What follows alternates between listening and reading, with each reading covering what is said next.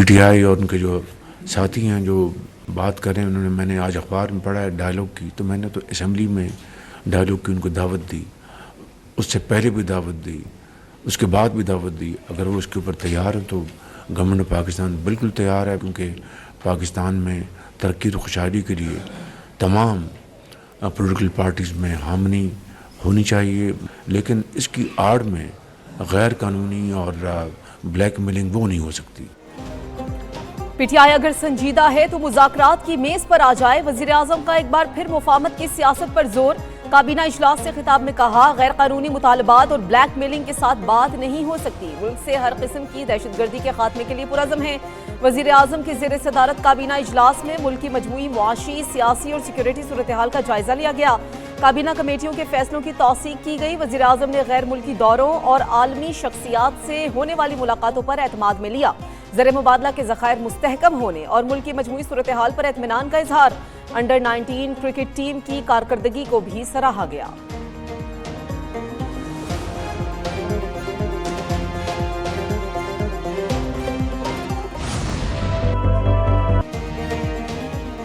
عالمی نظام میں تیز تبدیلی. فیلڈ مارشل آصف منیر کی حکمت عملی کو پہلا انعام. برطانوی جریدے فائنینشل ٹائمز نے فیلڈ مارشل آصف منیر کو کثیر جہتی خارجہ پالیسی کا ماہر قرار دے دیا. برطانوی جریدے کے مطابق فیلڈ مارشل آصف منیر بدلتے عالمی نظام میں سب سے مؤثر اسٹریٹجک رہنما بن کر ابھرے ہیں. بدلتی عالمی سیاست نے مڈل پاورز کے لیے نیا مگر مشکل دور کھول دیا ہے. مڈل پاورز کے لیے یہ پیش رفت خاصی پیچیدہ ثابت ہو رہی ہے. فیلڈ مارشل آصف منیر درمیانی طاقتوں کے سب سے کامیاب ملٹی الائنس میں شامل ہیں. پاکستان کی قیادت واشنگٹن، بیجنگ، ریاض اور تہران کے درمیان بیک وقت روابط میں متحرک رہی.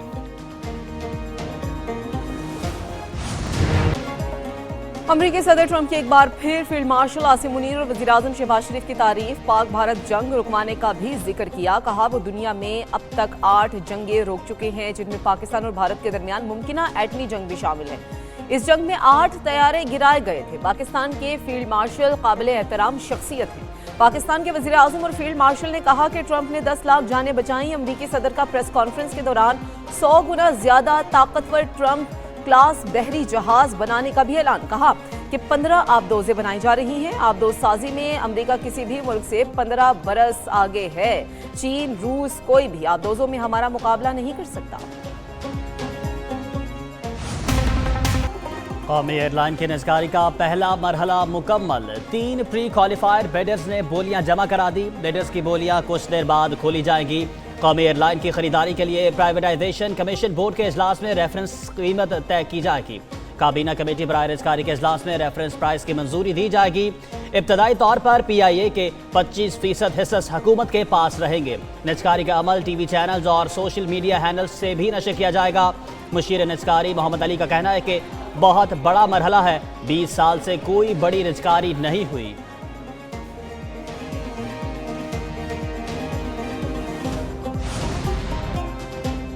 پاکستان میں جلد 5G متعارف کرانے کی تیاریاں. ای سی سی نے اسپیکٹرم ایکشن کی منظوری دے دی. وزیر خزانہ محمد اورنگزیب اور وزیر آئی ٹی شہزاد فاطمہ کی نیوز کانفرنس. وزیر خزانہ نے کہا کہ ڈیجیٹل پاکستان پروگرام کو آگے بڑھا رہے ہیں. وزیر آئی ٹی شہزاد فاطمہ نے کہا کہ اسپیکٹرم ایڈوائزری کمیٹی کی سفارشات جلد کابینہ کو پیش کریں گے. کوشش ہے فروری 2026 سے پہلے آکشن مکمل کر لیں گے. آئندہ 4 سے 6 ماہ میں تمام عمل مکمل کیا جائے گا.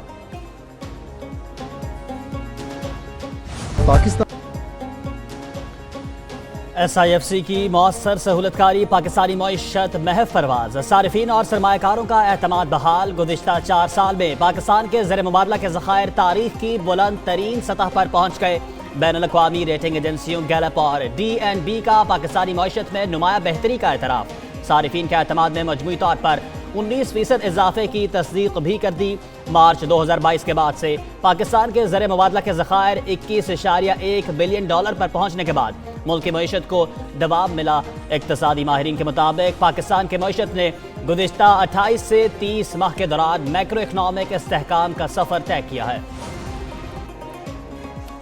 صدر مملکت آصف علی زرداری کی نجف اور کوفہ میں مقامات مقدسہ پر حاضری. نجف اشرف میں حضرت علی رضی اللہ تعالیٰ عنہ کے روضہ مبارک پر حاضری دی اور فاتح خوانی کی. مسجد کوفہ میں نوافل ادا کیے. حضرت علی سے منسوب مکان کی زیارت کی. सदर मुमलिकत की मुंतज़मीन और मुबल्लिगीन से भी मुलाकातों में नजफ़ के गवर्नर और दूसरे आला हुकाम भी मौजूद थे।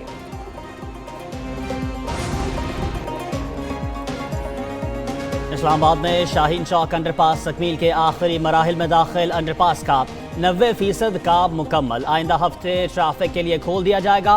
वफाकी वज़ीर दाखिला मोहसिन नकवी का शाहीन चौक अंडरपास मंसूबे का दौरा, साइट पर जारी तामीराती कामों का जायजा लिया। मंसूबे की तकमील मुकर्ररा मुद्दत में यकीनी बनाने की हिदायत। वज़ीर दाखिला मोहसिन नकवी ने कहा कि शाहीन चौक अंडरपास से इस्लामाबाद में ट्रैफिक दबाव में नुमाया कमी आएगी।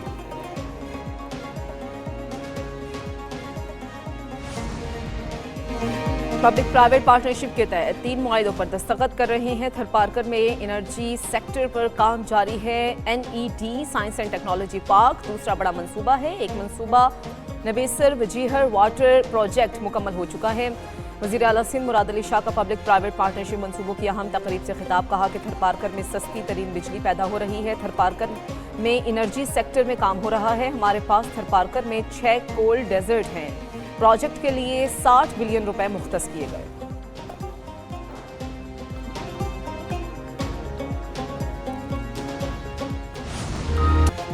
मुल्क के बेशतर शहरों में मौसम ठंडा ठार, कहीं बादल कहीं बारिश तो कहीं बर्फबारी।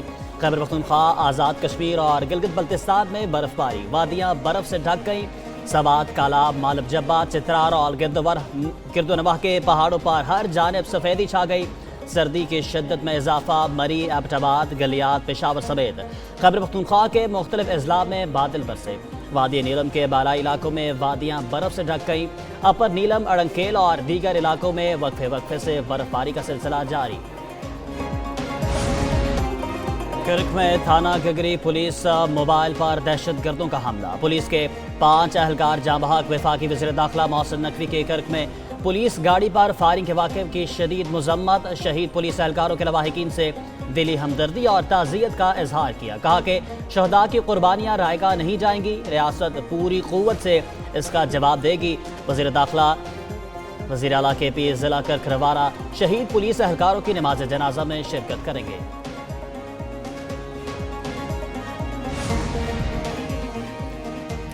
लाहौर के इलाकों चूंग और इकबाल टाउन में मुबैना पुलिस मुकाबले, 5 मुनशियात फरोश हलाक हो गए। मुलजिमान की शनाख्त आशिक अजीम खुर्रम असलम मसीह के नाम से हुई है। तर्जुमान CCD के मुताबिक मुलजिमान को मुनशियात की रिकवरी के लिए ले जाया जा रहा था। मुलजिमान के साथियों ने उन्हें छुड़ाने के लिए फायरिंग कर दी। फायरिंग के तबादले में 4 मुलजिमान हलाक हो गए।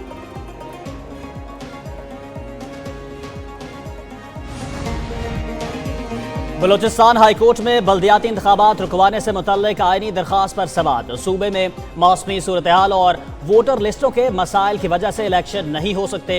इलेक्शन से अमन व अमान का मसला हो सकता है, दरख्वास्त गुजारों का मौक़िफ़। बलोचिस्तान अवामी पार्टी, पीपल्स पार्टी, मुस्लिम लीग नून ने दरख्वास्त दायर की थी। दरख्वास्त की समाअत कल तक मुलतवी।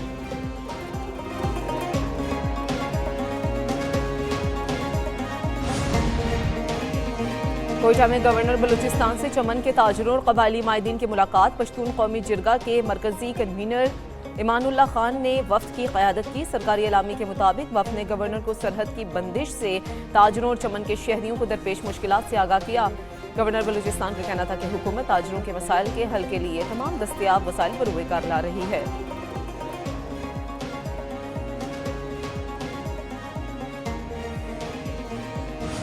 मकसद पाकिस्तान आर्मी की जंगी सलाहियत और उनकी कारकर्दगी को उजागर करना है और अवाम को इस बात का एहसास दिलाना है कि पाक फौज अपने मुल्क के साथ शाना बशाना खड़ी है। We are truly proud and honored of our armed forces. The camps were also present, showcasing the weapons and equipment used against the enemy. पाक फौज का तलबा और तालिबात के साथ पेशावर में एक दिन तलबा और तालिबात ने यादगार शहदा पर फूलों की चादर चढ़ाई और शहदा के बुलंद दर्जात के लिए फातिहा ख्वानी भी की। तलबा को पाक फौज के पेशेवराना अमूर और जिम्मेदारियों से मुताल्लिक ब्रीफिंग दी गई। कोर कमांडर पेशावर ने तलबा की दिलचस्पी को सराहा और उनके सवालात के तफसीली जवाब दिए। तलबा ने पाक फौज के जदीद हेलीकॉप्टर्स, जहाज़ों और मवासलाती आलात और हथियारों का मुआयना किया। काउंटर टेररिज्म शो में खसूसी दिलचस्पी का इजहार। CMS पेशावर में पाक फौज की मुख्तलिफ अस्करी कार्रवाइयों में जख्मी होने वाले जवानों की अयादत भी की।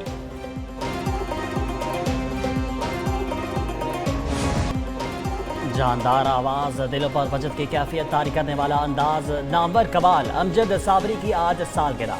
امجد صابری کی یاد آج بھی مداحوں کے دلوں میں زندہ، نہ صرف پاکستان میں قوالیوں کو جلا بخشی بلکہ لندن، امریکہ سمیت دنیا بھر میں اپنی آواز کا جادو بکھیرا۔